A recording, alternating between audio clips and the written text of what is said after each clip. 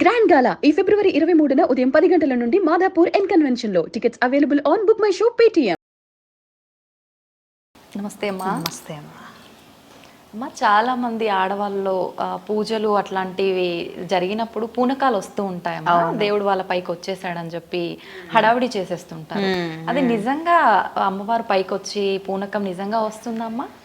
అమ్మవారంటే శక్తి, ఇక్కడ శక్తిని సూచిస్తుంది. శక్తి ప్రకృతి అమ్మవారు అయితే పరమాత్మ శివుడు అన్నమాట. అంటే ఇక్కడ మూలాధారం నుంచి సహస్రారం దాకా అమ్మవారి శక్తి అనేది పరుగులు పెడుతూ ఉంటుంది ఉద్రేకంతో. ఓకే. అంటే మనిషిలోని మూలాధార చక్రంలో ఉన్న కుండలిని అసాధారణ శక్తితో పైకి లేసినప్పుడు మనిషి వైబ్రేట్ అవ్వడం అనేది జరుగుతుంది.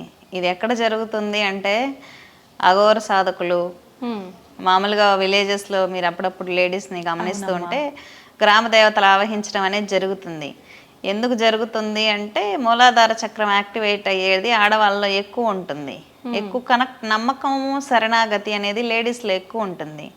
జెంట్స్ ఏమంటే వాళ్ళకి మూలాధార చక్రం ఇరుగ్గా ఉంటుంది. వాళ్ళలో జెంట్స్లో యాక్టివేట్ చేయడం కష్టం అన్నమాట. ఓకే. అది అందులో ఎక్కువ ఆలోచనలు, అంటే అంత నమ్మి శరణాగతి పొందితే జెంట్స్ మీద కూడా ఉంటుంది ఆ ప్రభావం. చాలా తక్కువగా చూస్తూ ఉంటాము. లేడీస్ అనేది ఎమోషనల్ గా కనెక్ట్ అయిపోతారు, ఈజీగా కనెక్ట్ అయిపోతారు అనమాట శరణాగతి ద్వారా, భక్తి ద్వారా. అది వాక్కులు వస్తాయంటే కుండలిని శక్తి అనేది విశుద్ధి చక్రం వరకు వెళ్తే వాక్ అనేది వస్తుంది. చాలా మంది, కొంతమంది జరిగిపోయింది కరెక్ట్గా చెప్తారు, కొంతమంది ఫ్యూచర్ కరెక్ట్గా చెప్తారు, కొంతమంది క్యూర్ చేయగలుగుతారు, కొంతమందికి వైబ్రేషన్ వచ్చి ఆగుతుంది, మాట్లాడలేకపోతారు. ఇలా రకరకాల స్టేజెస్ ఉంటాయి ఈ పూనకాలలో. చెప్పే వాళ్ళు క్యూర్ చేయలేరు కొంతమంది చెప్తే ఏం చెప్పినా జరుగుతుంది. అది వాక్ శుద్ధి స్టేజెస్ అన్నమాట. చాలా మంది ప్రజలకు వీటి మీద అనుమానాలు ఏంటంటే, దేవత వస్తే అన్నీ చేసేయాలి కదా, అన్నీ చెప్పేయాలి కదా, ఈమె మాట్లాడలేకపోతుంది అంటే, అమ్మవారు అనేది ప్రతి ఒక్కరి ఒంట్లో ఉండే కుండలిని శక్తి అమ్మవారు. అమ్మవారు యాక్టివేట్ అయినప్పుడు ఆమె యాక్టివ్ అయ్యే దశను బట్టి అతను వాక్కు ఉండొచ్చు, అతని తపోశక్తిని బట్టి వాక్కు ఉండొచ్చు. అంతేగాని ఆమె పరదేవత అయితే కాదు. మన మనిషిలో ఉన్న ఆత్మ అనేది, ఆత్మలో ఉన్న శక్తి అనేది కనెక్ట్ అయినప్పుడు వచ్చే ఒక రకమైన వైబ్రేషన్ అది జపం చేసే వాళ్ళకు ఉంటుంది, వేదం చదివే వాళ్ళకి ఉంటుంది, పూజలు నిర్వహించే టెంపుల్స్లో వాళ్ళకి అలాంటి వైబ్రేషన్స్ అనేది ఉంటూనే ఉంటాయి. అయితే ఎక్కువగా నిత్యం పూజల్లో ఎక్కువ ఇన్వాల్వ్ అయ్యే వాళ్ళకి వచ్చే అవకాశం ఎక్కువగా ఉంటుందమ్మా?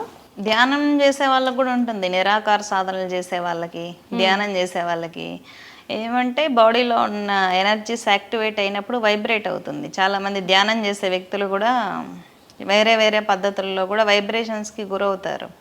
ఎందుకంటే కాస్మిక్ పవర్ అనేది హ్యూమన్ బాడీ మీద ఆత్మలకు కనెక్ట్ అయినప్పుడు ఆ బాడీ అనేది వైబ్రేట్ అవ్వడం సహజం.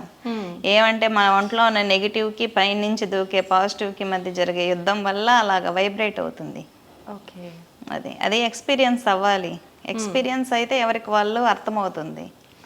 అదే చాలా మంది అంటే ఇట్లా పూనకం వచ్చింది అనగానే ఆ పూనకాలు రావటం ఏంటి, ఇదంతా మూఢనమ్మకం, ఎందుకు వస్తాయి పూనకాలు అని అంటుంటారమ్మా. నిజంగా యాక్షన్ చేసే వాళ్ళు ఎక్కువ ఉంటారు, వాళ్ళ వల్ల వీళ్ళకి అలా అనిపిస్తుంది అంతే.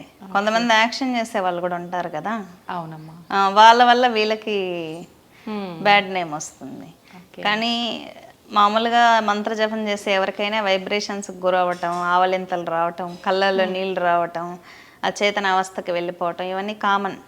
అంటే దాన్ని మనం అంటే సీరియస్గా తీసుకునే ఛాన్స్ ఏమన్నా ఉందా అలా రావటం? అంటే నార్మల్గా ఉండే వాళ్ళలో కూడా చాలామంది ఎక్కువ దైవారాధనలో ఉన్నప్పుడు ఇట్లా అనిపిస్తూ ఉంటుంది మీరు చెప్పినట్టుగా. ఈ ఫీలింగ్స్, ఆ టెన్షన్ పడిపోవడము, అమ్మో నాకు అమ్మవారి మీదకి వచ్చేసి హంగామా అయిపోద్దేమో అని పూజలను దూరం పెట్టే వాళ్ళు కూడా ఉన్నారమ్మా. చాలా ఉన్నారు, ప్రెజర్ చేస్తారు. చాలా మంది ఇంట్లో భార్యలకి దేవతలు వచ్చినప్పుడు భర్తలు బయట తీసుకెళ్లి తాంత్రికుల దగ్గర కట్లు వేయించేసేయడం, ఇంకా దేవత రాకుండా చేయటం, అలా చేస్తూ ఉంటారు. అలా చేసినప్పుడు ఆ అబ్బాయికి ఎకానమీ అనేది పడిపోతుంది, ఇంట్లో హెల్త్ ప్రాబ్లమ్స్, ఆ ఫ్యామిలీ కొలాప్స్ అవ్వడం జరుగుతుంది అన్నమాట. ఇప్పుడు అమ్మవారు వస్తే ఎక్కడొస్తుంది? గుడుల దగ్గర వస్తుంది. అప్పుడు ఆమెకి దీక్ష ఇవ్వాలి. దీక్ష ఇస్తే శక్తి సరైన పద్ధతిలో పైకి వెళ్ళిపోతుంది అన్నమాట. విశుద్ధి దాటి పైకి వెళ్ళిపోతుంది. లేదు వాళ్ళని ఇంకా అణచివేతకు గురి చేసి కట్లు వేయటం వల్ల ఈ అబ్బాయి ఎకానమీ ఆ ఫ్యామిలీ కొలాప్స్ అవ్వడం, ఇట్లా రాంగ్ డైవర్షన్ తీసుకుంటుంది. అది మంచి పద్ధతి కాదు. ఇలా పూనకాలు వచ్చే వాళ్ళు ఎక్కడైనా దీక్ష తీసుకొని సరైన గురు పరంపరలో ఉండి ఆ ఎనర్జీని పైకి తీసుకెళ్ళాలి. ఇంకా అప్పుడు స్టేబుల్ అయిపోతాం. ఈ పూనకాలు రావటం అనేది దివ్యశక్తి ఆవాహనలో మొదటి దశ. ఇది కూడా అమ్మవారి ఒక ఆజ్ఞానే అనుకోవాలమ్మా, ఈ పూనకాలు రావడం ఇదంతా? యూనివర్స్లో ఏది జరిగినా అది అమ్మవారి అయ్యవారి నిర్ణయమే అయి ఉంటుంది. అవునా? నిజానికి ఇప్పుడు ఇది ఈ ఇంటర్వ్యూ ఇక్కడ జరగాలన్నా ఎప్పుడో డిసైడ్ చేయబడింది ఇది. ఓకే. మనకు ఇప్పుడు జరిగే సంఘటనలన్నీ ముందే డిసైడ్ చేయబడినవి. ఇప్పుడు యోగులు కూర్చో ఉంటారు, మన ఋషులు యోగులు మన ఫ్యూచర్ని చెప్పగలుగుతారు, పాస్ట్ని చెప్పగలుగుతారు, ప్రజెంట్ని చెప్పగలుగుతారు. ఫ్యూచర్ని ఎలా చెప్పగలుగుతున్నారు అంటే ఎప్పుడో డిసైడ్ చేయబడి ఉంటేనే కదా చెప్తారు. అవును. ఏది ఎప్పుడు జరగాలనేది ముందే డిసైడ్ చేయబడింది. మనం జస్ట్ పాత్రదారులం మాత్రమే. ఫ్యూచర్ ఇప్పుడు వీర బ్రహ్మేంద్ర స్వామి ఫ్యూచర్ని ఎలా చెప్పగలిగారు అంటే అమ్మవారు ఎప్పుడో ఒక సాఫ్ట్వేర్ని అనేది క్రియేట్ చేసేసింది, ఏది ఎప్పుడు ఎలా జరగాలో. ఆ సాఫ్ట్వేర్ నేను చూశాడు, డేటా ఇచ్చేసారు ఇక్కడ. అలాగా ముందేం జరగాలో ముందే డిసైడ్ చేయబడింది, మనం జస్ట్ యాక్ట్ చేస్తున్నాం అంతే.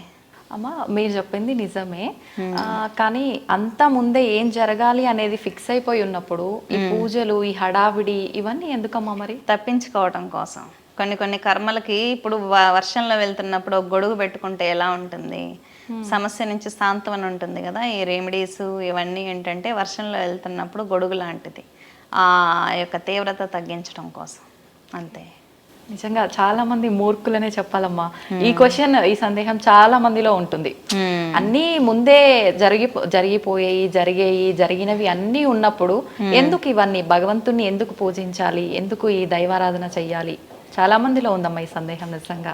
ఇప్పుడు రమణ మహర్షి ఉన్నారు, ఆయన చివరి దశలో కొన్ని బాధలు, హెల్త్ ప్రాబ్లమ్స్ అనేది పడ్డారు. అది ఆయన కర్మ కాదనమాట, ఆయన శిష్యుల యొక్క కర్మను ఆయన స్వీకారం చేసి అనుభవించారు. ఆయన అనుభవించి పడిపోయినప్పుడు కొంతమంది అనుకున్నారు, అబ్బా ఈయన ఇంత గొప్ప వ్యక్తి కదా, ఎందుకు ఇన్ని కర్మలు అనుభవించాల్సి వచ్చింది అని. అంటే కొంతమంది సిద్ధ గురువులకి ఎదుటి వ్యక్తుల యొక్క కర్మని తీసుకునే సిద్ధి అనేది ఉంటుందన్నమాట. వాళ్ళు వచ్చి సేవ చేస్తారు, సేవ చేసినప్పుడు కర్మ అనేది ఇక్కడ ఆయన గురువు రిసీవ్ చేసుకొని అనుభవింపజేశాడు అనమాట. చాలామందికి డివైన్లో వచ్చే డౌట్స్ ఏంటంటే, సిద్ధ గురువులు ఇంత గొప్ప వాళ్ళు అయితే వాళ్ళు ఎందుకు అన్ని కష్టాలు పడ్డారు అని ఒక క్వశ్చన్ మార్క్ వేస్తారు. కానీ వాళ్ళు నిజానికి ఎదుటి వ్యక్తి యొక్క కర్మలు రిసీవ్ చేసుకొని అనుభవిస్తూ ఇంక ఈ జన్మలోనే మొత్తం క్లియర్ చేసుకోవాలని అనుభవించి శరీరాన్ని వదిలేయడం అనేది జరుగుతుంది. ఎందుకంటే శ్రీకృష్ణ పరమాత్మ ఒక బాణం దెబ్బకి గతించాల్సిన అవసరం లేదు కదా. వాలి అలాగా వేటగాడి రూపంలో ఆయన హరించడం జరిగింది. అంటే కర్త కర్మ క్రియ అయినటువంటి ఆ శ్రీమన్నారాయణుడే భూమి మీద అవతారం తీసుకున్నప్పుడు జనన మరణాలకు అతీతంగా ఆయన ఉండొచ్చు కదా. ఆయన పెట్టిన రూల్స్ ఆయన అనుభవించాడు, మన మనుషులు ఎంత. అది చాలా మంచి విషయం అమ్మా. నిజంగా చాలా మందికి చాలా చక్కగా అర్థమైందని అనుకుంటానమ్మా. మీ రూపంలో వాళ్ళకి ఒక సమాధానం కూడా దొరికింది. ధన్యవాదాలమ్మా.